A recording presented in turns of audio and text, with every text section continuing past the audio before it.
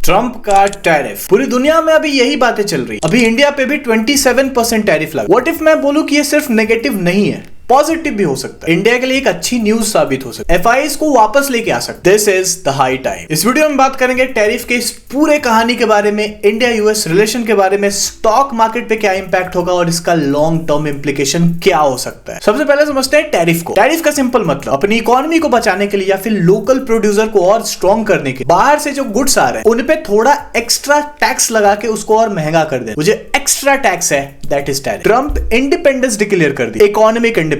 2 अप्रैल liberation day होगा। US का trade deficit $1.2 trillion है। ट्रंप का मानना है पूरी दुनिया हमें लूट रही है, पूरी दुनिया हमारा फायदा उठा रही है, अब और नहीं। इन्होंने टैरिफ लगाना चालू किया और 180 कंट्रीज में 10% से लेके 50% तक टैरिफ लगाए। सीधी बात है, यूएस में सामान बेचना है तो आप यूएस में आओ, यूएस में मैन्युफैक्चर करो और यूएस में बेचो, नहीं तो अपनी कंट्री में यूएस गुड्स पे टैक्स मत लगाओ या फिर बहुत कम लगाओ। तुम जितना टैक्स लगाओगे हम भी उतना ही लगाएं और इस ट्रेड डेफिसिट को खत्म करेंगे। ट्रंप के दिमाग में तो कुछ ऐसा ही चल रहा है, लेकिन जेपी मॉर्गन का कहना कुछ और है। जो जेपी मॉर्गन कह रही थी कि there is 40% chance of recession after this tariff announcement, उनका कहना है कि अब ये 60% हो गया। वेल पॉसिबल भी है, जैसे ही टैरिफ लगेगा गुड्स के दाम बढ़ेंगे एंड उसको पास ऑन कर दिया जाएगा कंज्यूमर, तो ये उनके पॉकेट पे भारी पड़ेगा। ओवरऑल डिमांड सप्लाई बहुत ज्यादा डिस्टर्ब हो सकता है। बात करते हैं इंडिया एंड यूएस के ट्रेड रिलेशन के बारे में। यूएस एक बहुत ही ज्यादा इंपॉर्टेंट ट्रेड पार्टनर है इंडिया एंड काफी हद तक इंपैक्ट कर सकता है। यूएस एकमात्र एक ऐसा कंट्री है जो कि इतना ज्यादा ट्रेड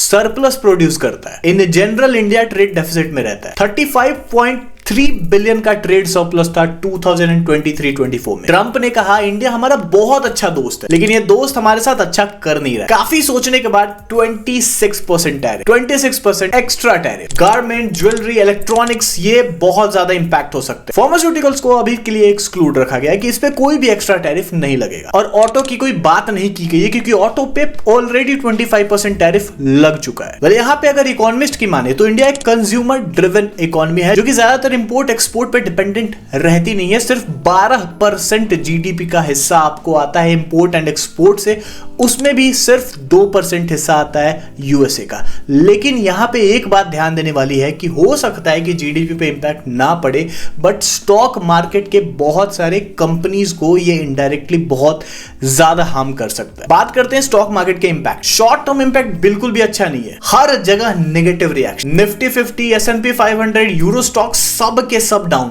इन्वेस्टर बिल्कुल भी खुश नहीं है ट्रंप के इस डिसीजन से, चाहे वो यूएस के हो या यूएस के बाहर के हो। बात करते हैं इंडियन स्टॉक मार्केट की। इन फ्यूचर आईटी स्टॉक पे लॉन्ग टर्म रिस्क बना हुआ है। TCS, Infosys, Wipro, LTI, Myntra. Although ये तो टैरिफ के अंदर नहीं है, बट इनका जो मेजर रेवेन्यू है दैट इज फ्रॉम यूएस, और यूएस का मार्केट थोड़ा डामाडोल है। अगर यूएस रिसेशन में जाता है डायरेक्ट इंपैक्ट पड़ेगा ये सारे आईटीज कंपनी के रेवेन्यू पे। तो अगर आप इनको बाई कर रहे हैं या फिर होल्ड भी कर रहे हैं लॉन्ग टर्म पे, थोड़ा सा सावधानी से। वेल टाटा मोटर्स को तो सबसे ज्यादा मार पड़ी है इस टैरिफ में क्योंकि 25% टैक्स उन पे लग चुका है एंड उनका जो मेन रेवेन्यू है that is from Jaguar land rover. Tata Motors के बारे में डिटेल वीडियो बनाई है, लिंक डिस्क्रिप्शन में डाल दूंगा। If you want to see you can watch. Textile पे माना जा रहा है कि एक एडवांटेज है। इस पे एडवांटेज इसलिए माना जा रहा है जो पड़ोसी देश हैं, बांग्लादेश, चाइना, वियतनाम, इन पे टैरिफ ज्यादा लगा है 46% तक। हमको टैरिफ लगा है 26%। तो महंगी तो सारी चीजें होंगी, लेकिन हमारा गुड्स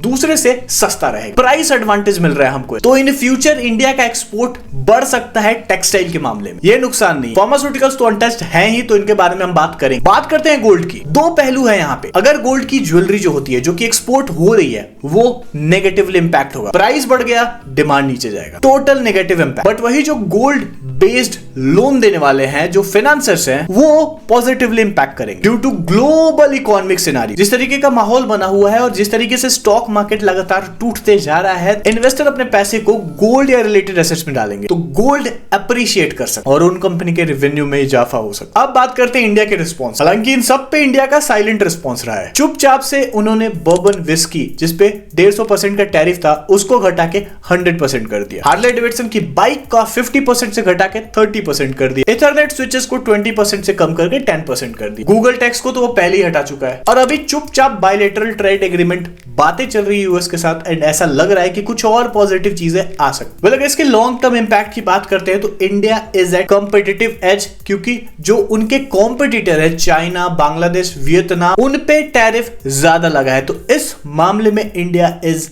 एट एडवांटेज। लेकिन अगर यूएस में रिसेशन आता है तो India stock market directly impact होगी, क्योंकि आईटी सेक्टर का रेवेन्यू थोड़ा टूटेगा। तो ये इंडिया में आईटी सेक्टर में रेवेन्यू के साथ साथ जॉब्स को भी इंपैक्ट कर सकती है एंड उसके बाद ये प्रॉब्लम बड़ी हो जाएगी इंडिया के लिए। I am not talking about only stock market. तो अभी अगर सारी बातें को मिला के देखे तो India is at advantage, but still बहुत सारे फैक्टर्स का रिस्क बना हुआ है and we can not predict कि ये कंप्लीट जो स्टेप है this is going to be favour and against. कुछ सेक्टर में फेवर में होगा लेकिन वहीं पे कुछ में अगेंस्ट में भी काम करेगा। लेट्स सी अब क्या हो सकता है। गाइस आज के लिए बस इतना ही, चलते हैं, फिर मिलेंगे, बाय बाय।